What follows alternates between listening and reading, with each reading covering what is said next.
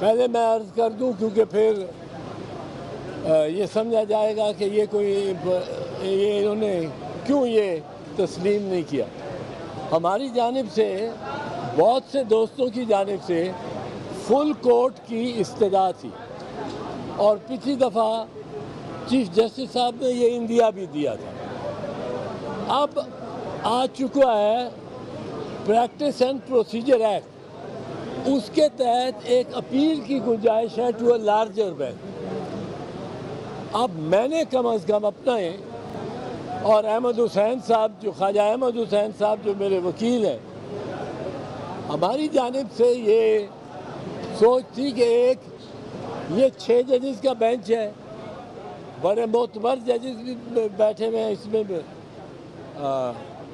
اور ہماری اپنے لحاظ سے کیلکولیشن کے مطابق گورنمنٹ نے یہ کیا کہ انہوں نے یہ کورٹ نے کہ پہلا فیصلہ اگر سخت بھی آ جائے گا تو اپیل میں دیگر ججز کو بٹھا کے اور ہم نرم کرا لیں.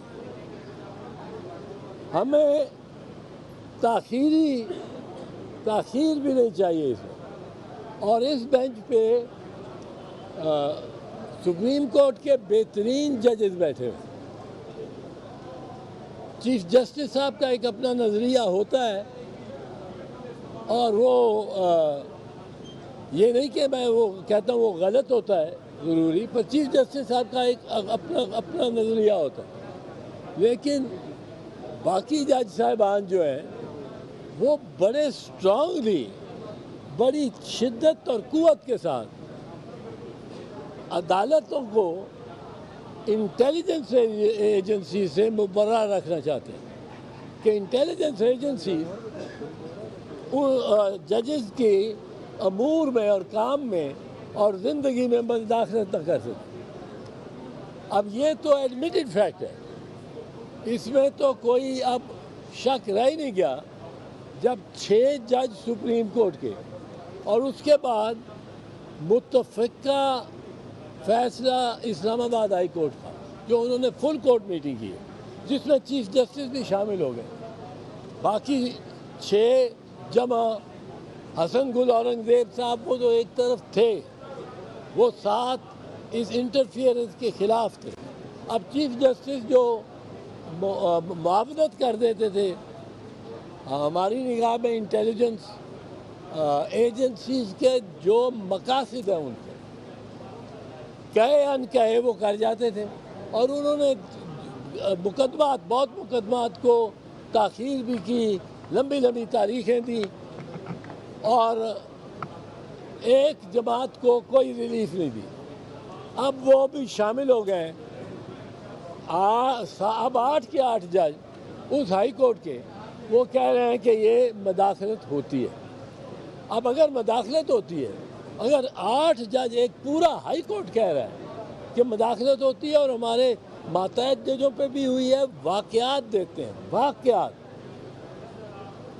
تو جو تجاویز آج سپریم کورٹ نے منگائی ہیں اس کے بارے میں ان کے بارے میں پہلے ہی عرض کر دوں کہ ہماری تجویز پہلی ہوگی کہ جو نام لیے گئے ہیں 6 ججوں کے خط میں اور جو نام دیے گئے ہیں جسٹس شوکت صدیقی صاحب کے خط میں, وہ نام تو آشکار ہو گئے.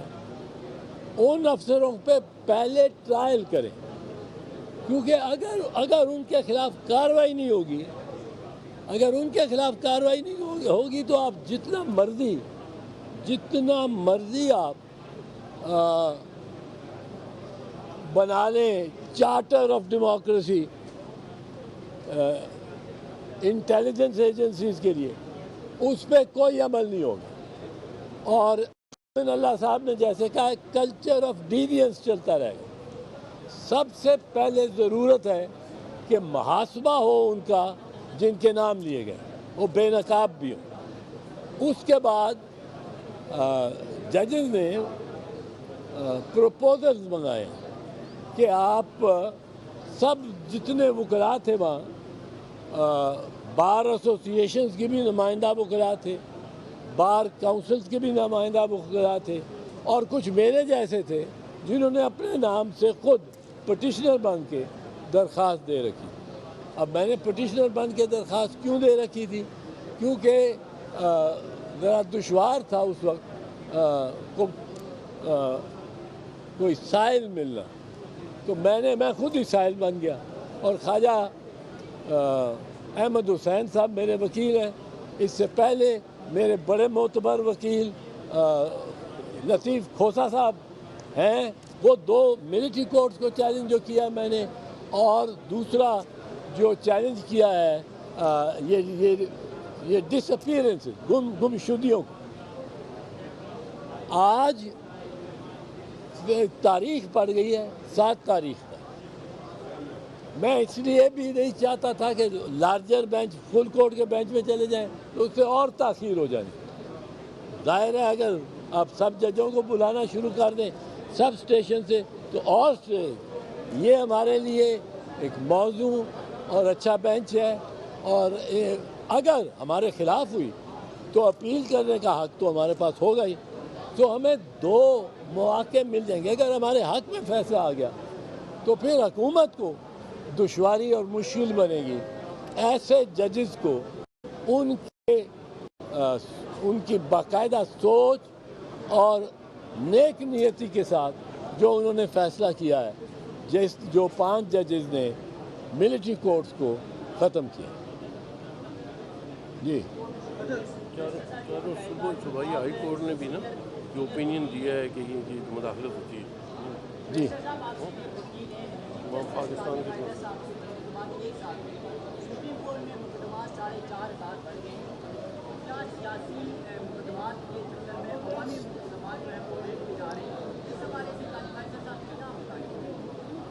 نہیں، مشورہ میں آپ کو ایک دوں کہ مسئلہ یہ ہے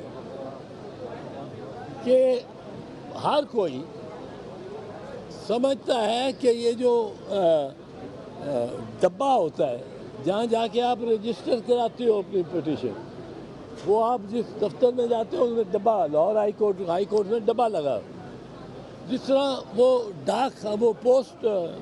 پوسٹ کا ہوتا تھا ڈاک خانے کا ریسیو کرنے والا لال، اس میں ایک اوپننگ ہوتی تھی جس میں آپ خط ڈال دیتے۔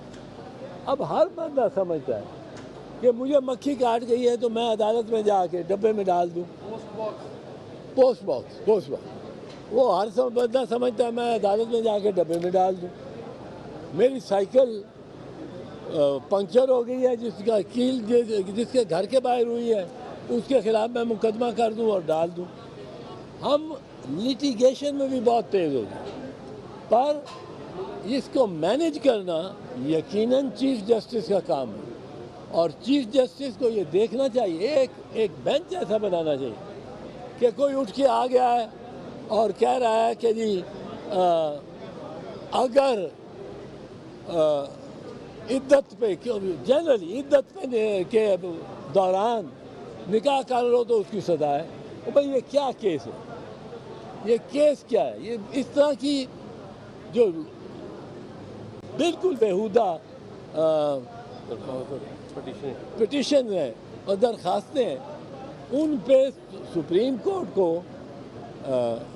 جرمانہ لگانا چاہیے۔